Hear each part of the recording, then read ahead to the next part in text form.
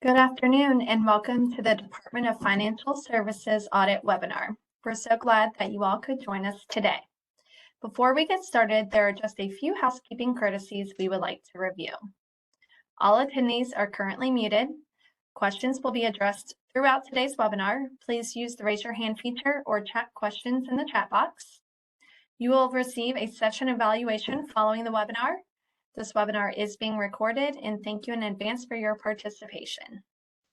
We are honored to have Marlene Bruner, Scott Dupree, Ann Prescott, and Marie Broling presenting today's session. Marlene is the Performance Policy and Education Director for CCOC. Scott is the Chief Deputy Clerk for the Alachua County Clerk of the Circuit Court and Comptroller's Office. Ann is the Assistant Finance Director for the Alachua County Clerk of the Circuit Court and Comptroller's Office, and Marie is the Personnel Director for the Alachua County Clerk of the Circuit Court and Comptroller's Office. Please join me in welcoming our speakers today. Great. Good afternoon, everybody. Thank you so much for joining us. I know this is a topic that sometimes when we hear the word audit, we cringe and we want to go and hide, and it's not always fun. And I know the clerk's offices are audited several different ways and yearly, and it can be very overwhelming and very burdensome. So we wanted to try and take the latest round of the DFS audits and kind of break them down for you. So hopefully take out a bit of that fear and a bit of that mystery so you can go into them prepared. CCOC is statutorily required to contract with DFS to perform these audits, and they're looking at primarily the clerk's court-related expenditures, but there are a couple other sections that they'll be looking at too. We'll get to those later. I did also want to mention at the bottom of your screen, you'll see the little smiley face button, and when you hover over it, it says reactions. So if at any point in time you need me to slow down, you can click on that turtle and I'll get a notification. I'll try not rush through it, but we do have a lot to cover today. So continuing on, typically the audits are done on a 3-year cycle. We did get a little bit off track on the cycle because DFS did not get enough funding to fill all the positions in their auditing unit. And so for the most recent round, prior to the current state fiscal year, DFS was only looking at your prior audit findings and verifying whether or not you had completed those or addressed those issues or not. Some of the information that DFS require or requests from CCOC, they want to see the EC report that we have on file, collections report, the original budget submissions, the operational budget submissions, and that includes your funding requests, your revenue projections, your certification letters, and then also the budget letter that the CCOC sends out to you. And they will compare this with the documents you have in office to make sure that those are the same. CCOC staff meets with DFS twice a year to review the schedule for the upcoming fiscal year, to discuss audit findings. This most recent round, they notified us that they are going back to full-fledged audits. So they have wrapped up the last few that were just prior audit findings reviews, and now they're going back into full-fledged reviews. So that's why we wanted to bring this training to you guys today, because we thought it was going to be very timely.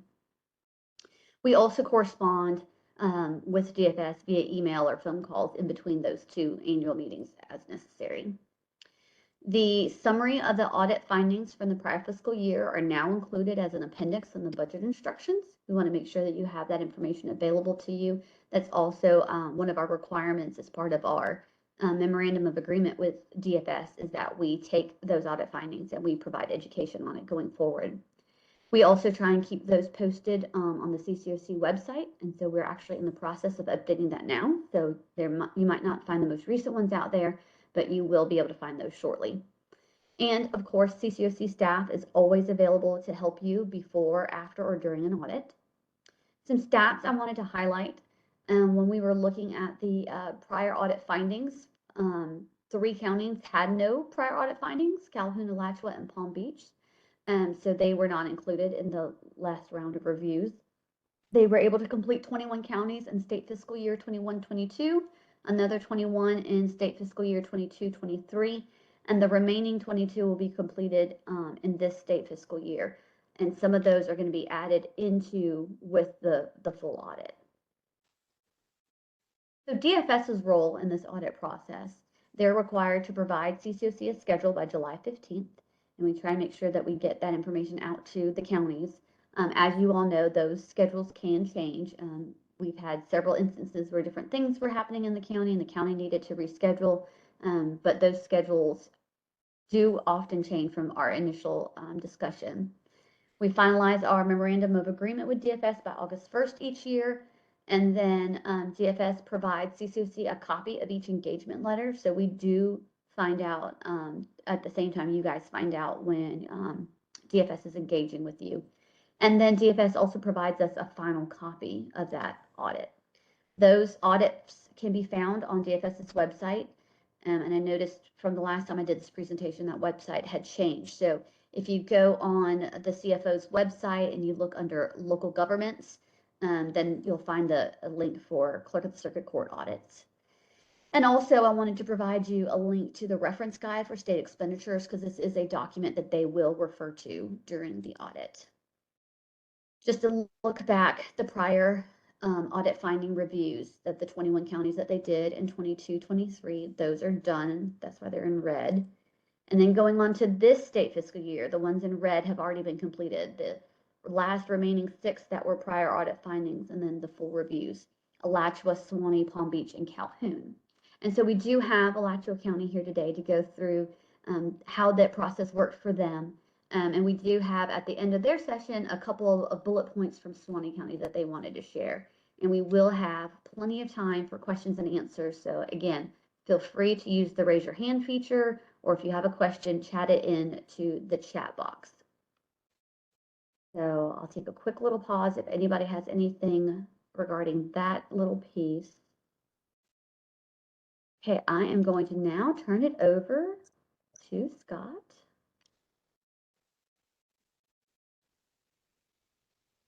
Yep. All right, there you go, Scott. I am now the presenter. Well, hello, everybody.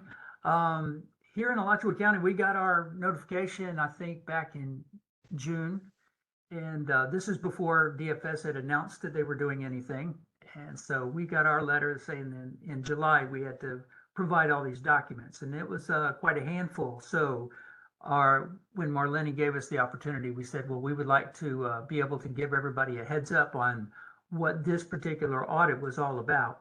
And I knew that if I was in that position, I would like to have a heads up. And so I've kind of put this here together. And joining me here is Marie Broling, who is our personnel director, and also Ann Prescott. And she's the key person, I think, behind this. It's a financial audit, so your financial person is going to be key. So down here, I just want to cover a few things. Who needs to be ready? What are they looking for? And what's their method? I would say that your chief operating officer or your chief deputy needs to be ready for this. I kind of inserted myself into the process.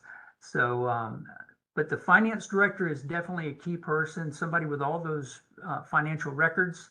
And you'll also get the other people involved: the personnel director, the payroll manager, purchasing manager, policy manager, by whatever titles that you have in your office. They're going to be very important for gathering all the information that you're going to need for this particular audit. So what did they ask for? That's the big one. So they just started out with the basic stuff: the organizational chart, the procedures for payroll, your purchasing card policies, your employee handbook, your travel policy, and then also the methodologies. You know, how do you identify your court-related costs versus non-court related? And how do you allocate the time and expense? What methodology are you using for saying these employees are court, non-court, they're 50% this or whatever? So they're going to be looking for that in writing. So if you don't already have it, that is a good thing to be working on. I've made a note down here at the bottom when I refer to the last three fiscal years, because I'm going to start saying that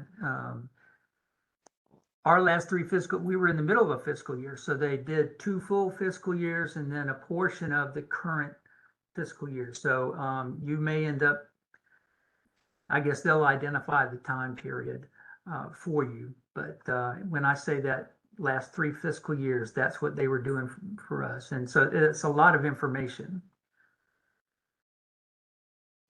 And here I have a blank page.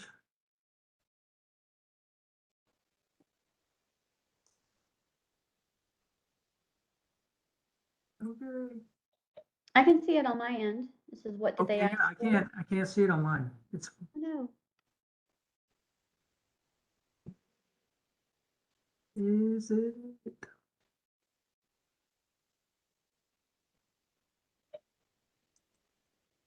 Scott, do you want to hand me back the ball and I'll? Yeah, let me do that real quick.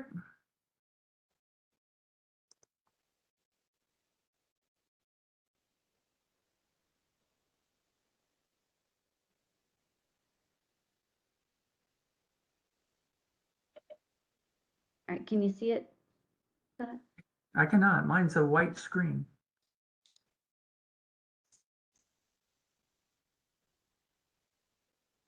I can see it.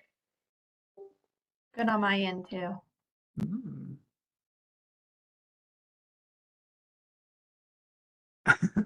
And you want to read my slides? Sure. Okay. They also asked for a list of the bank accounts and descriptions.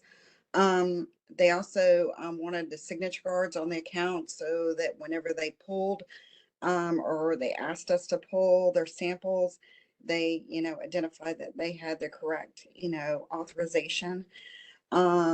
They also asked for a complete chart of accounts for our court-related funds.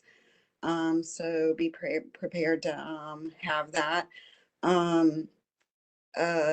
They asked for the general ledger bank reconciliations for all the Article 5 funds for specific months that they identified. They seem to be correspond closely with their P card selections.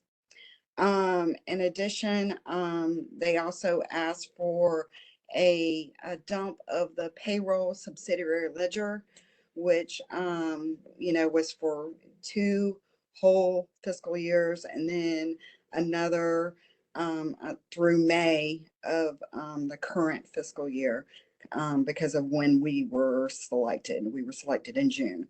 So, and then we had a listing of GL court-related account codes for them as well. So I think we're ready for the next slide.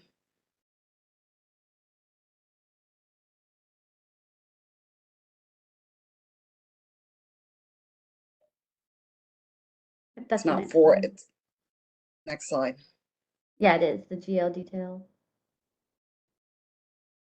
Okay, next we have the GL details.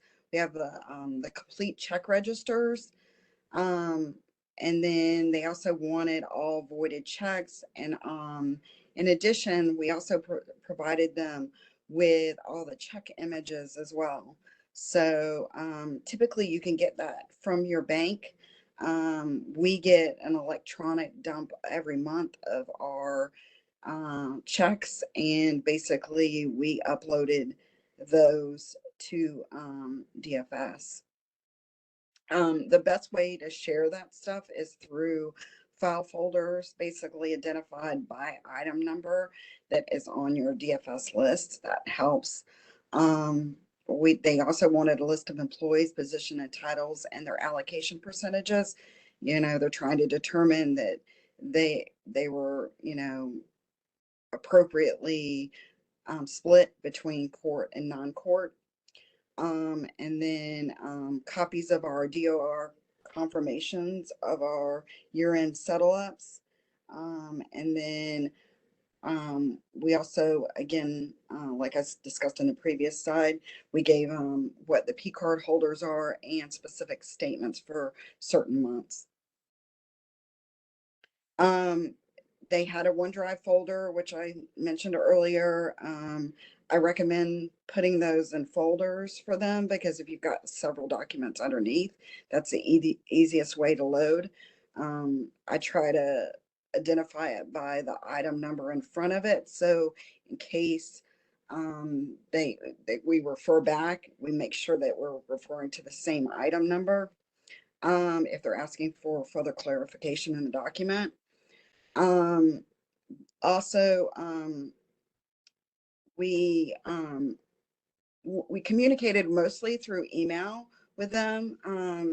Most of the time, they would give us a timeline of anywhere from a week to get something back to them for some of the bigger items to a little less than 24 hours. So it just depended on what the item was and when we were getting back. I did find that sometimes I did stuff at night. So you kind of needed to check your email at night. So just to see. And I don't know if that's because they're working from home and maybe that's the reason why. That it's probably a good idea to, once you're engaged with them and they've gone through your preliminary upload, is to, check your email and just see if you've got something that you need to get a head start on. Again, we provided the initial documents. They asked for clarification on certain things. Then we provided them, one of the items that they asked for was they took our GL dump and they basically pulled out 20 items from that GL dump. Then they asked us to provide us the supporting documentation that included the purchase order or contract, the receiving report, the vendor invoice and receipt, the copy of the canceled check. Even though I did provide them all the check images previously in a dump, when they asked for the 20 images, I did it again, so I wouldn't have to refer them back to a place. I just made it in one file just to make it a little bit easier, so that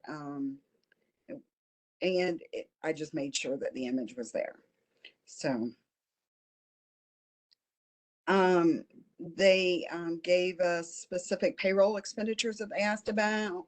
They wanted the timesheet, the payroll journal, and a copy of the hours breakdown summary. In addition, they asked about our education and stipend policy or tuition reimbursement. We do not have one. And then a copy of our PTO buyback for the fiscal years that were under audit, because those were obviously spikes and during those months where the buyback happened. In addition, they asked about an uptick in administrative expenditures that they requested and I responded to, basically, and it's because the person that was the former chief of staff basically was filling an HR role and also was being the chief of staff. So once we hired for that position, that was one. And then we also, for us ourselves, hired an executive assistant, which did an uptick in our admin expenditures. So be prepared to discuss any variances that you have as well and be able to fully explain them. We also had like an 8% uptick in our health insurance rates. So fortunately, I was able to give them all of that, and they were, that resolved that. We also had to identify some retirement and resignation payouts. So just be aware of what's in your detail and be prepared to respond. If there is an uptick in expenditures, you're probably used to doing this already with your own external auditors. As far as findings, we had one juror sign for $152 that they, found, and they felt like that was more closely related to parking, should have been under Chapter 29. We did have some verbal recommendations regarding our policies. We've had some turnover, so keeping those in one place and making sure everyone's apprised of them. So we're making sure that those policies are consolidated. And then they also had a verbal comment regarding travel authorizations and pre-authorizations under Florida statutes. And that's it. Good. Thank you, Ann, for taking over. I still can't see anything on my screen, so thanks for pinch hitting for me. I think the global takeaway on this is, and maybe it's this way in most of the audits you're used to, is they're going to send you a list of things you need to put together. It's pretty big, but you get all that stuff together, you turn it over to them, but then don't wait for the finding letter yet. They're going to get back in touch with you, and ours went from, I think we provided that stuff on July 21st, and it was September before we received our final letter. So there was a lot of back and forth. They're going to ask a lot more questions, and you're going to end up getting some more information to them. But I think, you know, forewarned is forearmed, and so you know, probably good to know that that's a comprehensive, but it's very doable. You know, if we did it. One additional note is that they do ask about, you know, IT expenditures, and if you've spent any IT related expenditures from your 10%, which we're allowed to do, which is in fine and forfeiture fund, you either need to have your expenditures segregated in a separate account, or you need to provide a reconciliation to the years. Fortunately, we were able to provide that reconciliation to them because obviously I'm probably speaking to the choir here. We're all underfunded, and and we're having to use that 10% money as part of our operating. So I was able to prove that to them. So be prepared to do that as well. So. Okay, great. Does anybody have any questions for Alachua? I'll give everyone time. Feel free to raise your hand.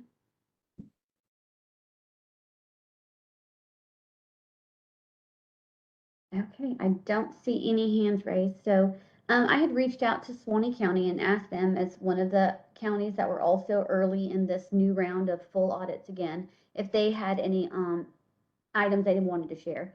And they had a very similar experience to Alachua County. They received their engagement letter in July. Their documentation was due in August. They submitted them, you know, pieces and parts over time. And then from the time they submitted it, they had, you know, about 2 weeks later when additional information was requested. However, they did have an impact from Hurricane Idalia, so they had to request an extension. But they were very fortunate and they had no findings. So we're real excited for that. I asked them for some key takeaways that they wanted just to make sure. And again, it's very similar to what you've heard from Alachua. You know, you need to show your checks in order, no missing check numbers, provide copies of the voided checks. I'm not sure if that's been done in years past, but I feel like that's a bigger emphasis this go round. Also ensure that your EC report balances to your books and have supporting documentation for how those amounts were calculated, how you reported them. And also provide copies of all equipment contracts, including copiers. As you guys may remember, jury has very, very restricted authority for what it can be and cannot be spent on. And CCOC dollars is very restricted and limited in statute on what it can and cannot be spent on. And so one of the, what I call be on the lookout for, is the BOLOs, was the 10% dollars that you heard Ann mention before. So our EC report tracks that redirected 10% revenue. And we had discussions with the legislature when they were making this change, that they did not intend to change the intent of the dollars. They just wanted it, instead of being in one account, being in the clerk's account so we could see it. So we worked that out with DFS, but for their auditing purposes, they want to make sure that those dollars are allocated and that they can be identified. I know I've talked to a couple counties and they have a coding system that they use in their financial management system so that they can code that 10% revenue and use the same code for their 10% expenditures so that they can show, here's my revenues and here's my expenditures against that revenue. And a lot of times when you have technology expenses, because of our restrictions with CCOC dollars, you can use that to cover the salary when you can't cover, you know, software and those types of expenditures. So I know I did have a discussion with one county where we were able to just swap it 1-to-1. They were able to cover the salary dollars and have the county cover the software and things that they were not allowed to cover from the CCOC funds. So if you have any questions about that, about technology devices or technology costs that are allowable or unallowable, we have that document on our CCOC website under the budget development tools that you can refer to. You can call us, or we can put you directly in contact with DFS to make sure that you're calculating and appropriating those expenditures correctly. So common recommendations that we found as we went through the audits. Obviously ensuring your court expenditures are allowable. That's like the biggest one that has come up. I think over the last several years, we have gotten that worked out, but we can never assume that it's done because, as you guys know, there's turnaround in your offices. We have new people coming on board all the time, and we want to make sure that everyone understands that the clerks are special and that the way that they operate might not be what some people are used to, especially when you have people that come from the public sector. So make sure that you implement procedures to reconcile and support your balances for your EC report. Travel policy, travel forms. They also recommended that there was a secondary review. I know that you all have been aware of what's been happening in the news the last several years. We've had different instances where people were not handling the finances in the clerk's office appropriately. Funds were misappropriated or funds were stolen. So we want to make sure that there's always a checks and balance system in play and that you have policies to safeguard as best you can against that. Ensure the proper allocation of court and non-court. We had an entire session on this, a budget training session on this, and you can find that video on our CCOC website. Providing justification for your allocation methodology. We've got 2 different methodology calculation tools on our website that you can go to. They recommend time sampling of employees. One county, what they do is they have a time sampling day every year. It's like the first Monday in March. Every year is their time sampling day. And they use that time sampling to figure out their court and non-court allocations for the upcoming year. And they just routinely, regularly update it based on that. They wanted to ensure that you used shared payroll and administrative services in that non-court and court allocations, and that they're based on the employee's full-time equivalent rather than an average. That was one of the most recent findings we've seen. And also ensuring the use of the Uniform Accounting System, the UAS codes. And we last checked, I think there was only a couple counties that weren't still fully utilizing the UAS codes, the UAS system. So again, if you need assistance getting on board with that, you can let us know. We can put you in contact with the right people to assist you. Also ensuring proper internal controls. This is just so important to make sure that you had the proper financial safeguards in place. Your bank reconciliations, payroll, cash handling, double checking for clerical errors. There was a couple of times that items were, fat fingered and, just transposed, just double checking those things. You cannot have someone signing their own payroll check. It seems funny to have to say that, but that is true. That was been an audit finding in the past. I know when you have a small office, you have to get very creative on those checks and balance system. And we at the CCOC are a small office too. And so we go through that same struggle of making sure that we've got the safeguards in place. And so that leads to the next one, ensuring your written policies and procedures are in place and followed. Sometimes you might have to make sure that you've provided training and you say, okay, we're going over it again. Are we doing this? Are we double checking and making sure that this is being followed? Especially policies related to your P card or your travel. Those expenditures and reconciliations need to be done. And another one that has come up, and I know sometimes this can cause fights, but ensuring that county funding is allocated according to 29008 regarding the facilities. And we've had clerks before that have, gone before their county and said, look, this is what statute says, this is what falls under facility, and this is what the county's responsibility. So making sure that you've allocated those expenditures appropriately. Okay. Any other questions? I know we had a couple other counties that went through. I didn't know if maybe anyone from Palm Beach was on the line that wanted to share about their experience with their audit. I believe they also had a clear audit with no audit findings again. We did have a comment on the chat box. One thing on payroll is to also make sure you have social security cards copied and available. Signed timesheets, approved timesheets. Yes.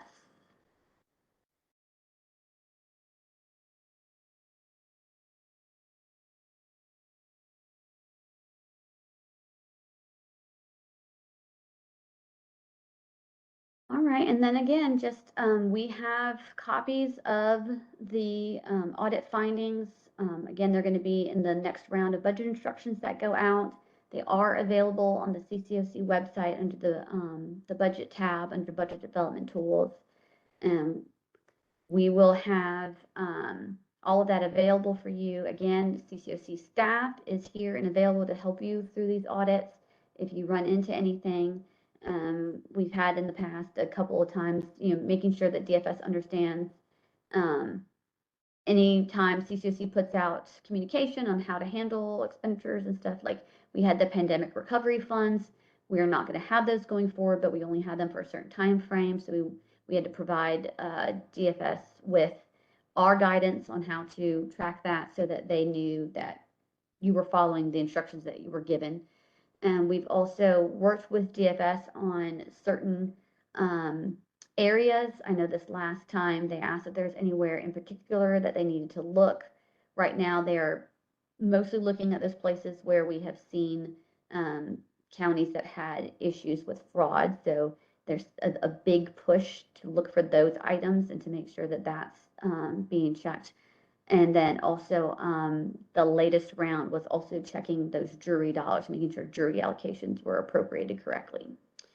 So those are the highlights. Any other questions or any other comments? Anybody else that's been through their audit recently have something to point out to make sure everyone has checked and double checked on their end before they go through the process?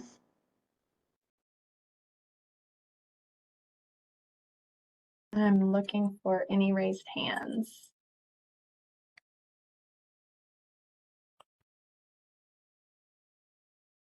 All right, well, everyone's kind of quiet today. Hopefully that means we have covered the gambit of it.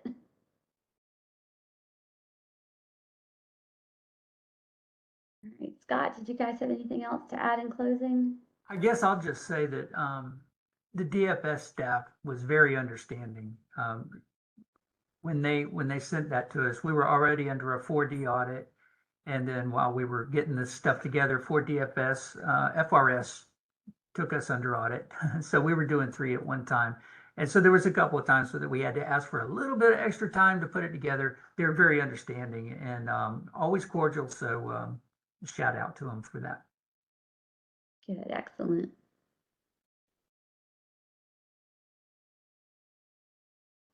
That's all I had, Emily. All right. Well, thank you all for joining us, and thank you to our presenters for presenting today. Please be sure to fill out that session evaluation. It'll take you right to it as soon as you X out of your WebEx. And CPE information will be distributed once we receive it. Hope you all have a wonderful day. Thank you.